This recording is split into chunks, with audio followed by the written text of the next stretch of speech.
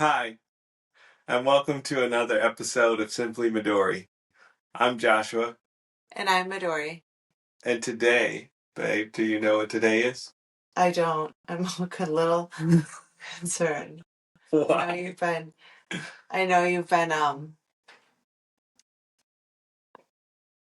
re showing up on Instagram. I gotten a lot of traction. So I know people have been sending in random topics that they would like for us to talk about. So I know we're going a little bit off the schedule that we have set in motion. That's right. So today, I'm going to get my handy dandy computer, and we're going to. Like Dora the Explorer.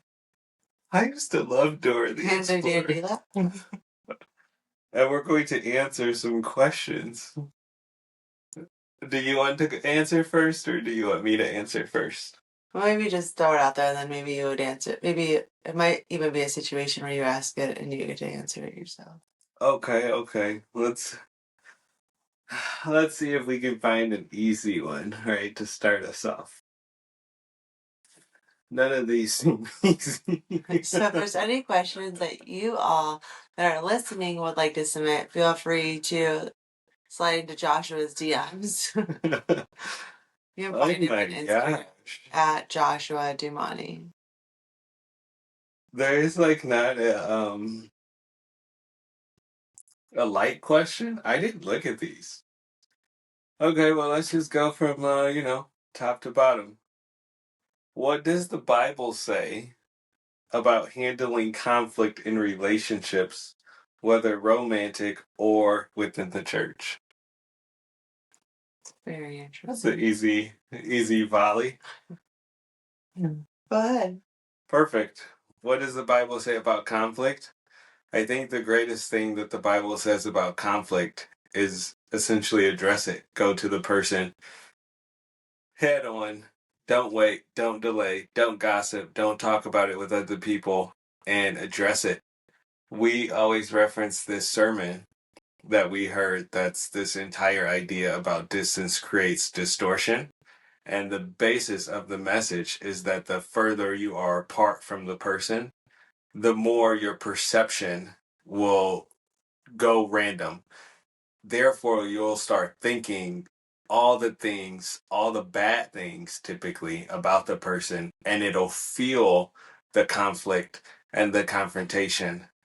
But if you just go immediately and address it and don't delay, the distance doesn't have time to shape these perceptions, and you don't have time to ruminate and think about the idea over and over and over and over and over.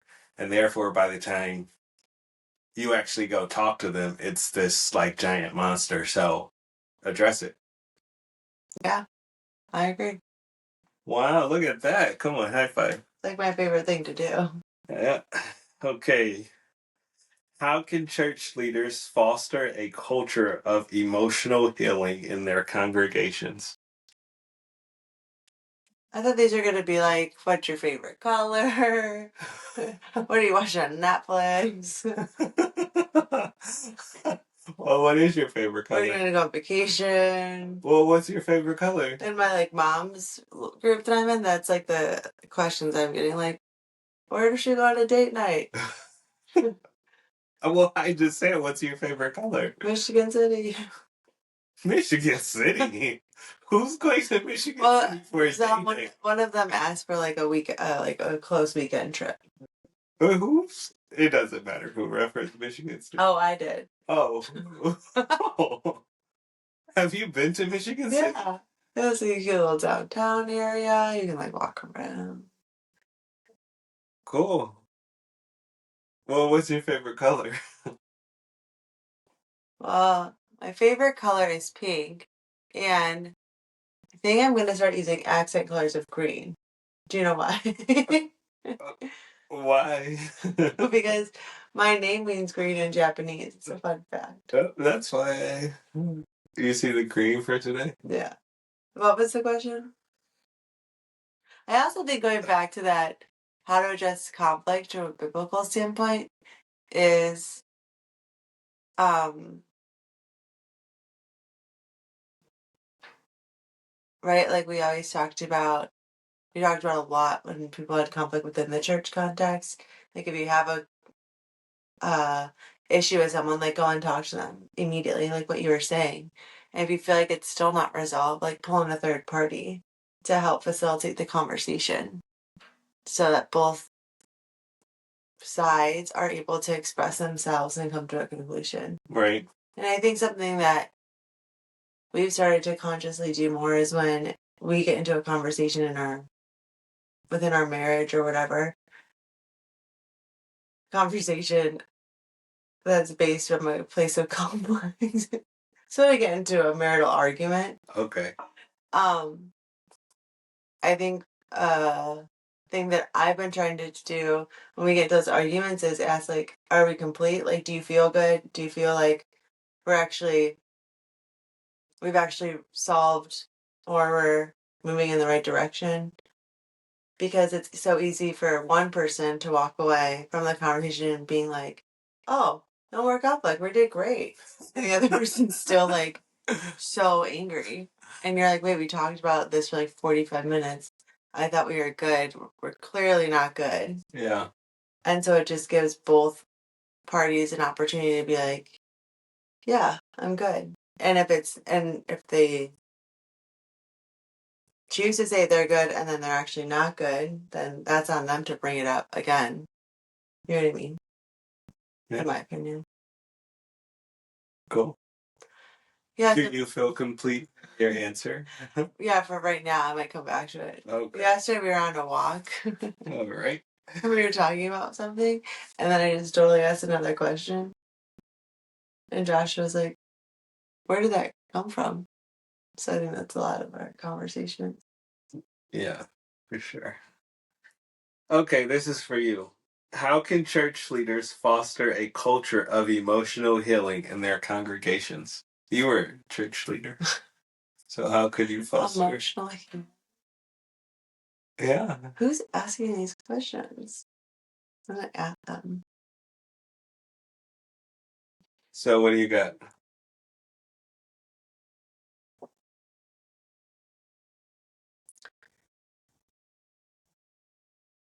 Provide an open and safe space to have conversations. So whether that's like in a life group setting or a small group setting or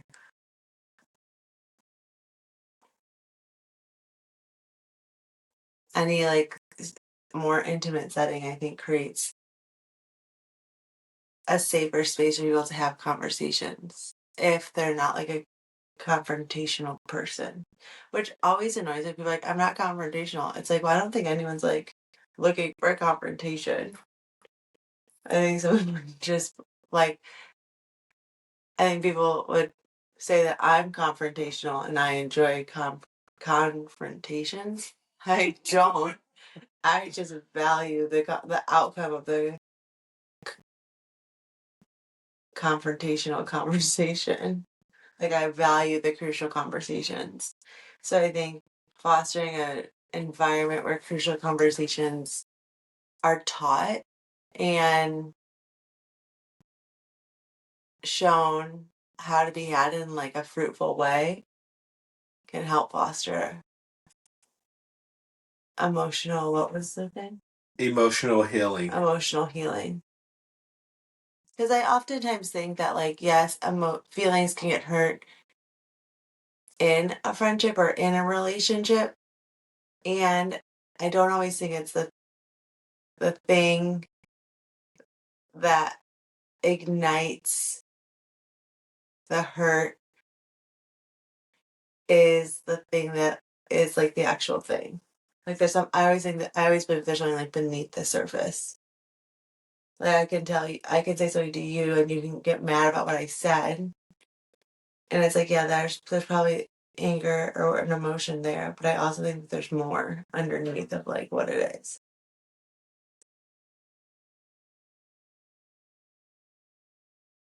Do you feel complete in your answer? Yeah.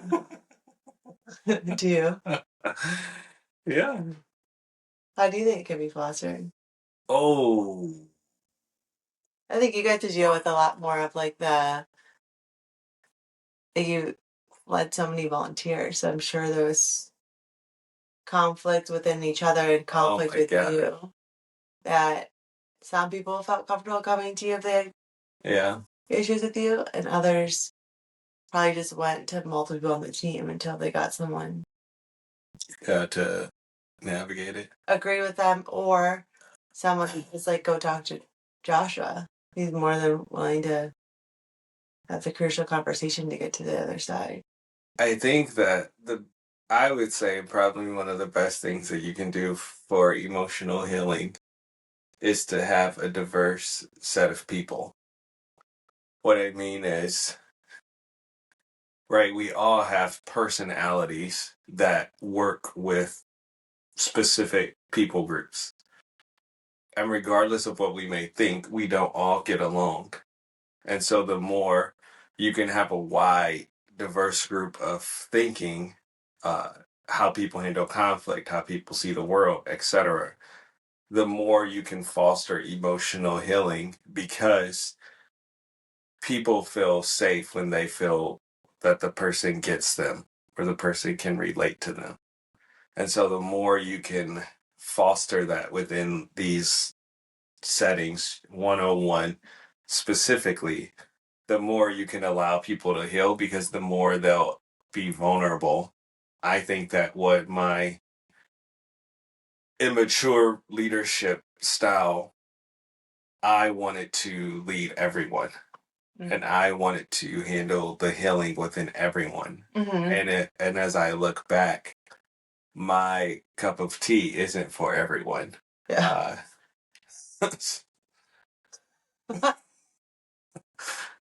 And therefore, I think that the best thing you can do is that. And I think from there, you can add on so many other layers and you can teach so many therapeutic techniques and so many pastoral care techniques to those individuals to help bring out healing within people.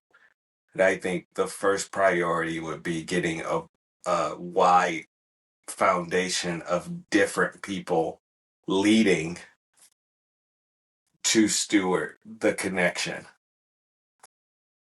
Yeah, that makes sense. So that would be, I think, the first. And of So that course, so that pretty much everybody that's on the team has a safe person to go to right. where they can express their frustration or whatever the word is. 1,000%. And then that leader would then be responsible for taking that person to the next place of completion or bringing in a third party. This is like a follow-up. Well, I was just trying to understand. You're not everybody's cup of tea. Well, okay, so let's walk this through then.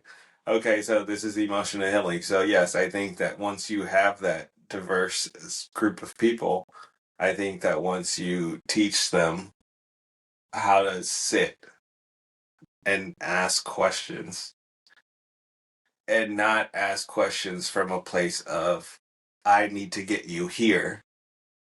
Just ask questions from a place of genuine curiosity and invite the Holy Spirit to show up. I think that I specifically relied so much on me and my skills Right. and my ability to communicate. I actually think the Holy Spirit is so much more dynamic and so much more capable that if we just sit with a person, I believe the Holy Spirit will reveal and illuminate and heal. And therefore, it's more our job to sit and embody the ability to listen to the person and embody the ability to be curious about where the person is and what the person has gone through, because so often it's just the secret that's hindering us from healing. Yeah, so this is like in a leadership setting of like how crucial conversations can get to healing, emotional healing. What does emotional healing look like in a marriage? Okay, we just keep detouring. uh, yeah. I think that's the challenge of life, emotional healing is marriage. I think that at least in our marriage, we wound each other, and The way I'm you say it is like we're just walking around with knives everywhere. no, not. I'm just saying, like there's so many things that you don't even realize that hurt the other person. Oh yeah. So in a relationship where you just walk around and you probably stepped on a landmine or stepped on a knife or stepped on and you didn't even know. And so I think I would say more from a standpoint of emotional healing is get to a place where I think it was like 3 or 4 years ago. Remember, we basically just stopped watching action or psychological movies and we just start watching comedy. I think one of the best things for emotional healing within a marriage is to just be able to laugh together. Yeah. I think if you can laugh together and if you can, there's these moments that you are trying to connect with me or I'm trying to connect with you. And often the spouse that is the spouse misses that connection point. And if you can catch those points, the small touches, the small moments of vulnerability, if you can catch those moments, I would say you don't necessarily need to focus on emotional healing because you have this constant connection point to know that I love you. Yeah. I agree with the laughter in the marriage. Someone once told me that a smile is a universal language across the globe. It like change an atmosphere if you just like have a smile or you don't know the language. Right? You just walk in your room. Yeah, laughter is interesting. Yeah. But it also sounds like we just laugh off all words. I don't think that anyone thinks we laugh off our wounds. It's more just creating a sense of ease in your marriage more than anything else. Yeah, I agree. Okay, let's go on to something else. There's that birding. I know what. So we record at like 5 a.m. and there's this random bird that likes to sit outside of our window and chirp for whatever reason at the crack of dawn. Must be a morning. I don't even understand it. Next question. Ooh, can how can I maintain friendships when my life is so busy? Mother of three, wife extraordinaire, take this away. Mother of three, wife extraordinaire, sister, daughter, Oh, friend, keep going. entrepreneur, employee. I think busy, in my opinion, busy's a choice. Like you choose what you're gonna make, you're going to make your day of. And yes, life is busy. And just because you're busy doesn't mean you're like fruitful. I was talking to one of my mom friends. She's a mom of two, and her two kids are but pretty much the same age as our younger two. And she was like, "It sounds like you have a busy weekend." And I was like, "Every day is busy. You just get to choose how your busy looks. Like there's days where we can be out of the house and most of the day and it's busy, and there's days where you never leave the house and it's busy. And it's just more like what is my goal for the day? Like, where do I want to inject my energy, and where do I want my energy to be received?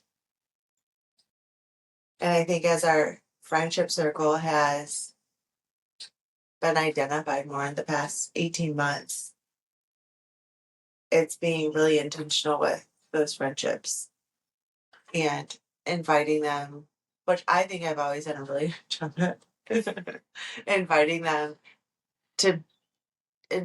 to be a part of like our like life. So if it's like, yeah, come over, we're home, we'll be home X, Y, and Z time. And the house is messy. There's still breakfast on the table. It's like 12 o'clock when the person comes over. And it's being okay with like not being perfect. The kids' outfits don't match. Maverick may or may not have pants on when the doorbell rings. Like, People may not know who Maverick is. Maverick's our 2-year-old. She's fully potty capable and fully potty trained. Sometimes she just goes to the bathroom in her pants and says, she. It's like, okay. And it's usually at the perfect time of when we're trying to leave the house or we're trying to like answer the door or something, and it's great. It creates a lot of patience. Um, but yeah, I think also giving yourself the space to be unapologetically present with wherever you are. There's that statement. I know, it's my new mantra. I'm just like, there's a pile of dishes in the sink, and my kid just asked me to watch her gymnastics routine that she's put together that I've seen 19 times. But it's like, I can do that while I'm washing the dishes, or I can be okay with the dishes in the sink for an extra hour or however long it might be, and then sit down on the couch and like be fully present with her. So it's just like, I think as moms, it's super easy to get in the multitasking phase. I think you're doing really well at all of it. And I think you can do really well at all of it. And I think you can do even better if you're just fully present in anything that you choose to do. So, when it comes to how to maintain friendships, be fully present. Yeah, be fully present and be okay with not being perfect. Like, not being perfect while you're leaving the house, not being perfect, not having the perfect house when your friends come over. Like, yeah, your kids aren't dressed in the most perfect outfits. Like, if the priority is friendship, then I think I've gotten to learn to release perfectionism. But if the priority is perfectionism, then I feel like I get to release part of like the friendship. That's a perfect segue to how do I know if I'm a perfectionist and why is it so hard to stop? Like, are people just sitting in their bed being like, what is this? Just give the people what they want. Oh. I believe perfectionism is rooted in a lot of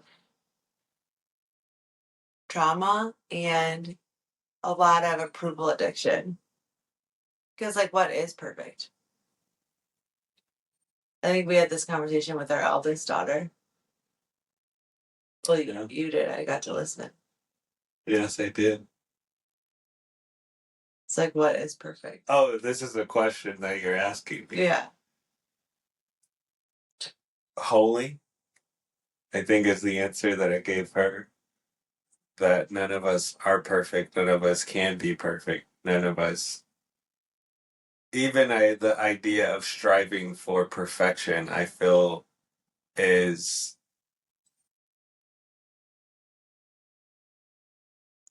what's the word I'm looking for? It's like a miss. So many of us will say we're striving for perfection. And if we know that we can never be perfect, why are we striving for perfection? Which I haven't unpack this idea more from the standpoint of perfection is just such a limiting everything from why we don't release things, why we don't do certain things, why we don't have certain things.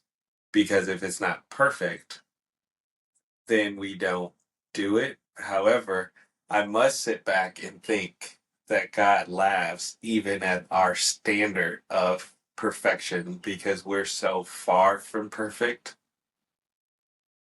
that how can our minds even wrap around the idea of perfection when only God is perfect, right? It's that whole idea of we're like filthy rags. Which, when you think about that idea, that concept, it's holy cow. I know what I think of a filthy rag. It's nowhere close to perfect. So, if our thought, right, if that's the comparison, then our perfection is actually so abysmal that it almost doesn't matter. So, why not just do what you can, release it, and move on? And so, to answer your question, what is perfect? I believe that perfect is an ideal that doesn't exist in our head that stops us from doing, being, having, fill in the blank. Yeah, it's great. And why is it so hard to stop? It's our parents, it's our caregivers that told us if we don't do, have, or be this specific thing, we won't be loved. And I think the idea of not being loved is very harmful. And therefore, we will do whatever to get it, to have that feeling. Really. It's not. Real sad. It's the reality of parents. It's such a hard. I feel like parenting and marriage are two of the hardest things that I've ever done in life. And I think that they're two of the best things that reveal who we are, reveal our character, reveal everything about us.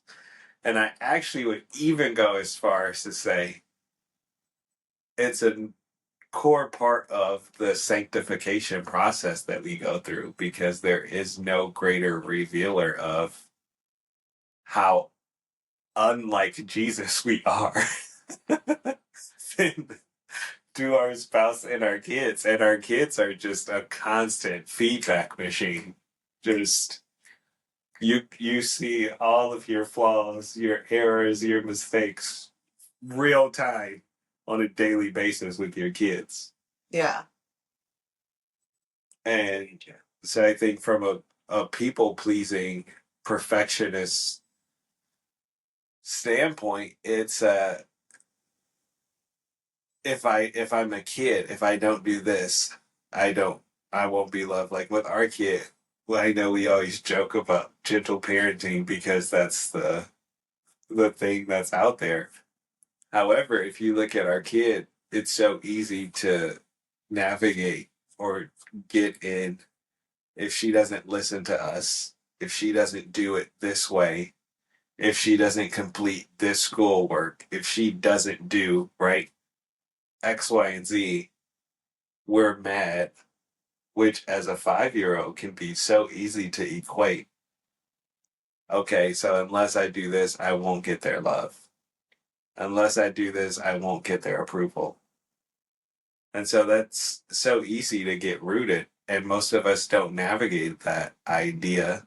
And so we become adults that still function with here's a person of authority or here's a person that I want their love, etc. And therefore, I need to do what they say, how they say it, when they say it, or they won't love me. Yeah.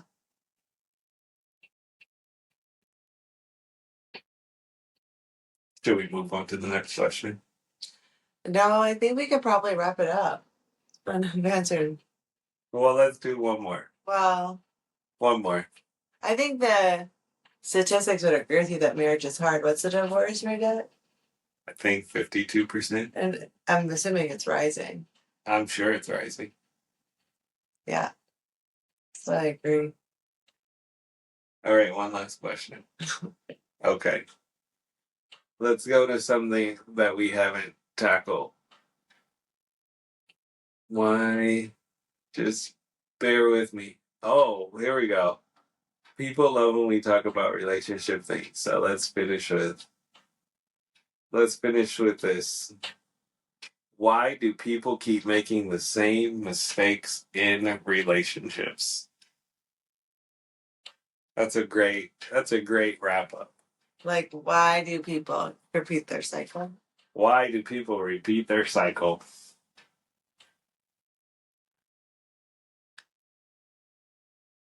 Because they haven't healed. Perfect. Simple and easy.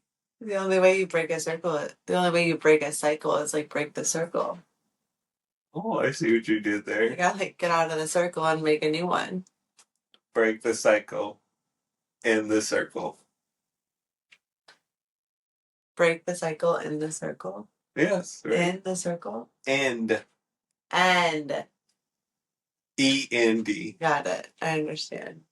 Break the cycle in the circle. The transcript will love that. Yeah. Okay. You gotta get off, in my opinion, you gotta get off the track that you're running on and recreate it. So what's your words of wisdom to the person that's tired of making the same? And I think to go back to the busyness and friendship question. Oh, okay. I think I actually had this conversation with a friend of like you choose your busy. And I think, in my opinion, like I'd rather be busy building friendships than busy doing the random task.